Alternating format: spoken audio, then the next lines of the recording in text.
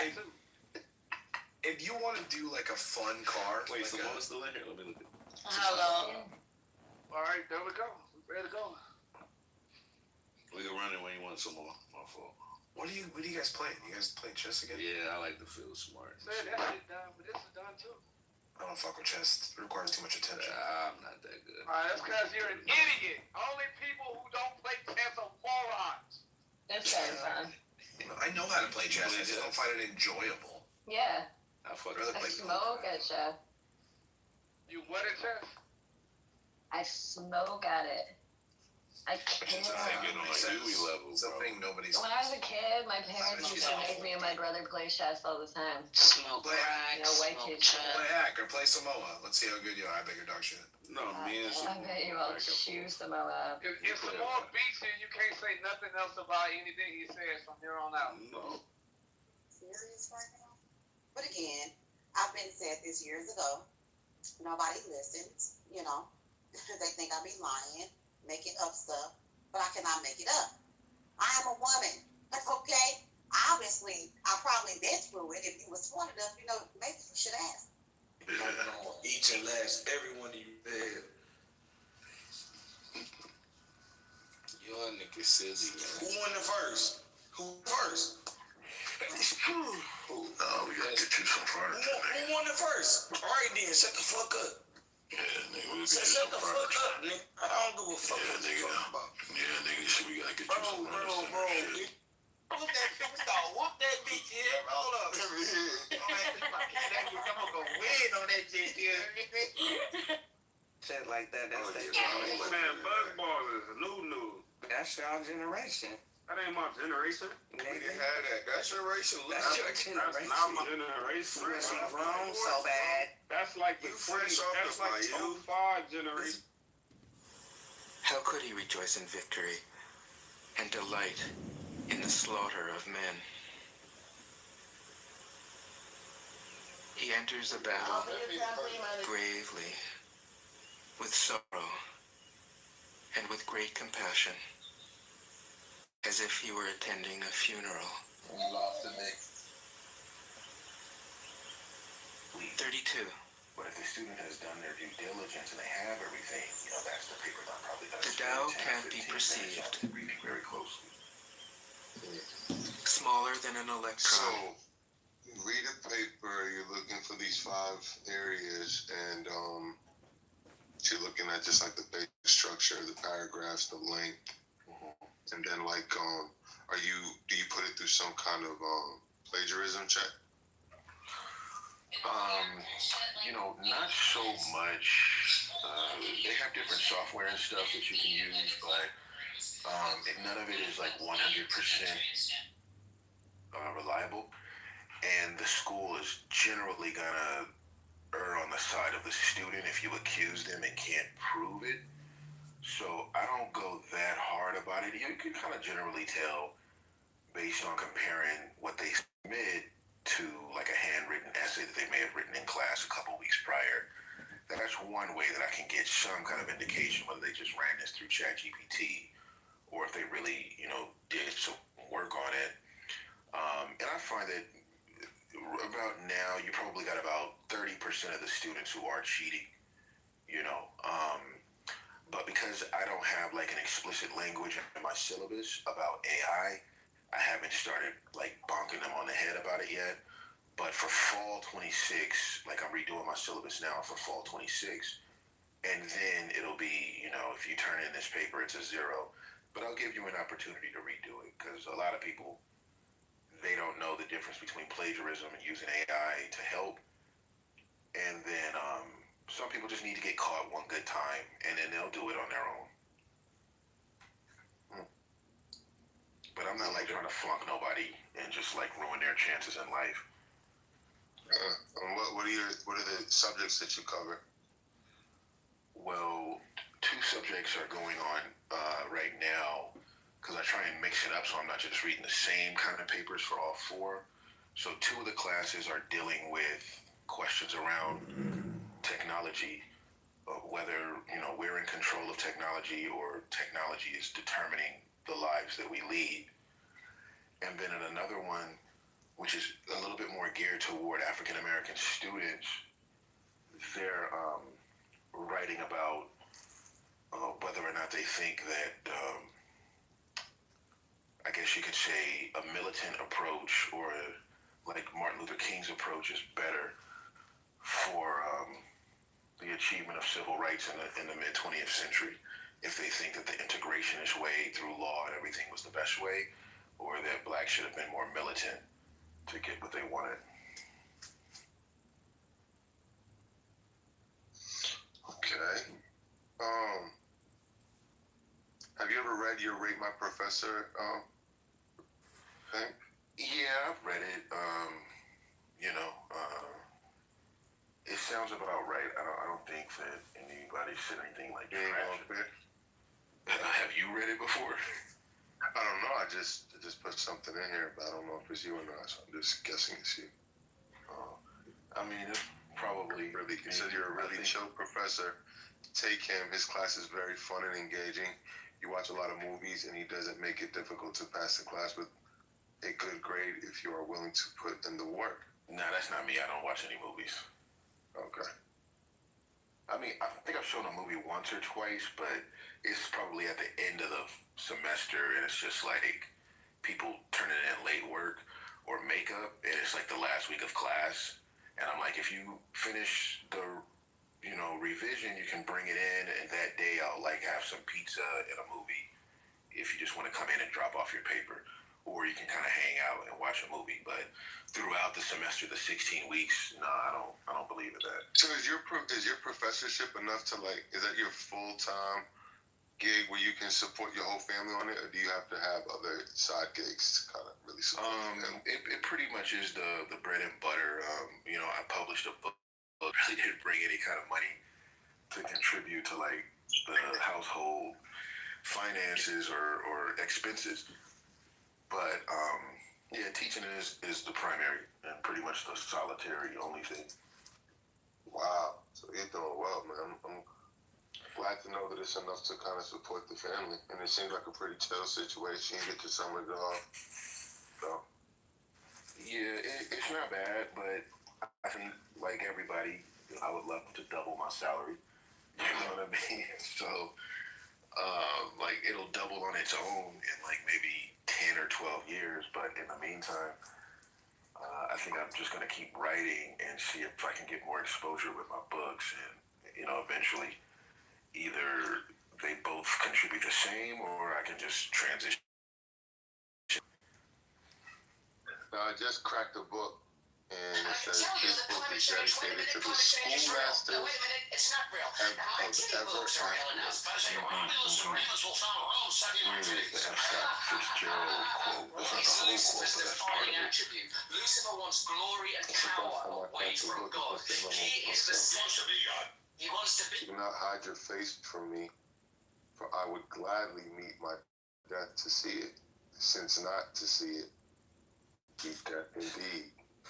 That's Augustine, a famous Christian, and he's talking about God. Okay?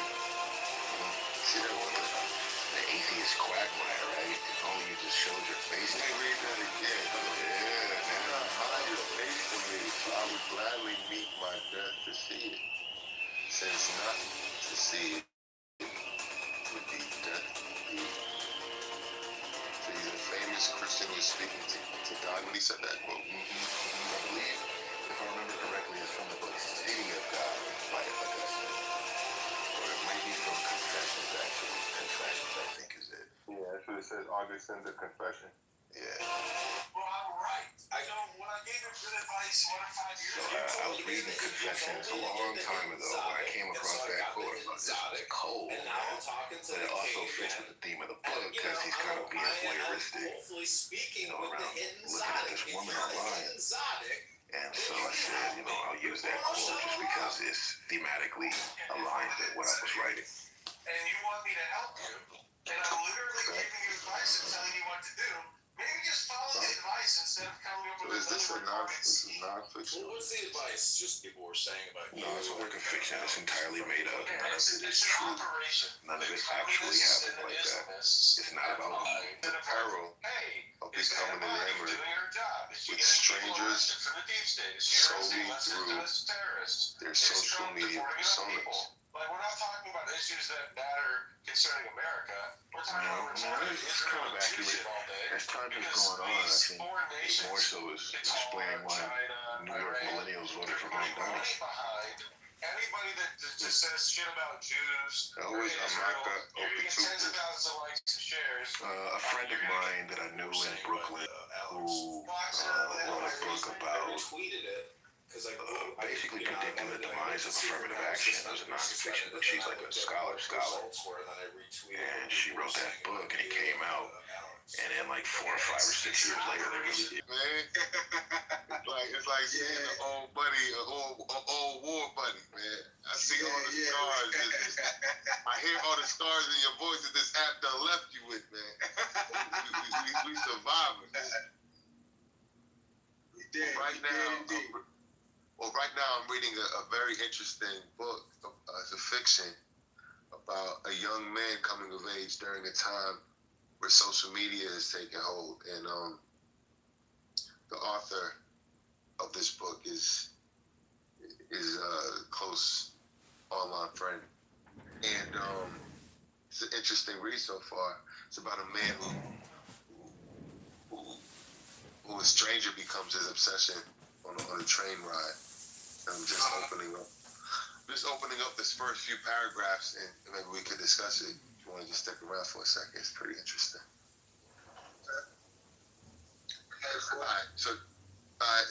So we only made eye contact, but okay. We only made eye contact twice. She looked up at me first.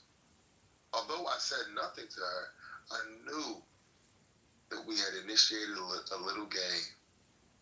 We were starting a kind of dance where one has to stroke all the cravings of love from afar. If this little scrimmage is performed successfully, then the more aggressive forms of courtship can be slowly introduced. She walked onto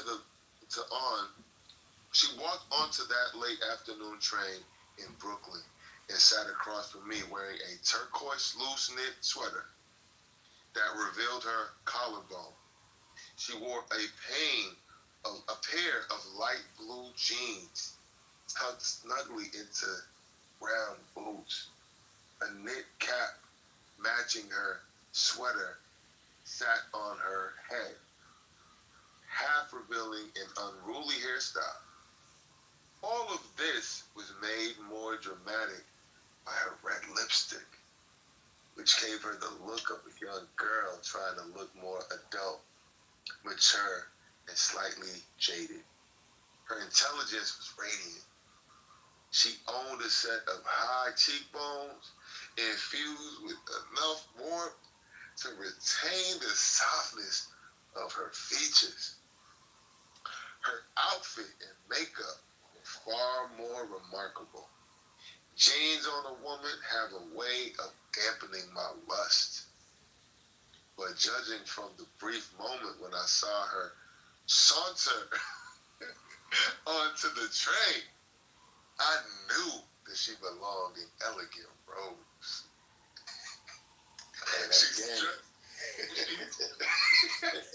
she struck me as a descendant of the Egyptians, fully able to trace her lineage back to the 19th dynasty, propelled forward in time, yet sworn to secrecy in order to move about New York without causing a stir. Nevertheless, I was affected.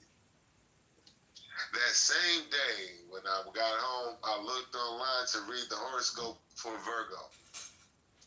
I wanted to know if it said anything about finding a new love. It didn't. When horoscopes match reality, we say that the stars are truly powerful and hold a mystical control over human affairs. When they don't, we dismiss them as senseless. Of course, I could not be deterred so easily. I began plotting the next day's encounter. It was during that planning phase that I came up with the name Contessa.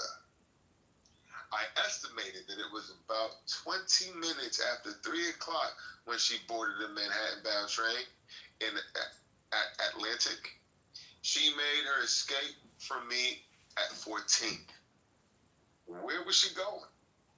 She had no excess bags, so she couldn't have been shopping.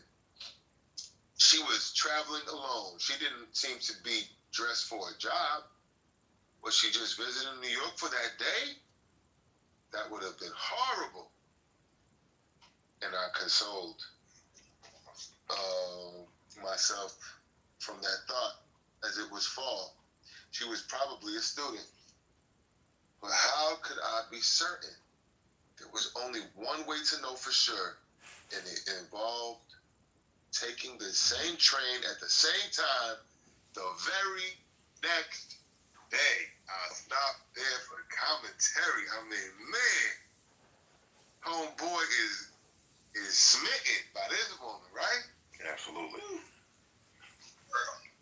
Wow. I really enjoyed reading that, if I could tell. Those are the words. He said sauntered. I've never used that word in my daily life ever. That was beautiful. That was a beautiful use of the word. It's a song. Man. And it's looking right. So this is a work of fiction, huh? Yeah, complete fiction. It doesn't come from it doesn't come from anybody in your life who might have shared anything like this. Not on a one-to-one basis. I mean, the experience of riding the train in New York, you see beautiful women all the time, and it doesn't necessarily rise to the level that you see in the book, but, you know, you definitely catch glances with people, you see people, but it's not about any particular woman that I've ever dated or, you know, a wife. What I'm intrigued by is right now, why I want to keep reading at this point is because I want to know how the hell she knew his name.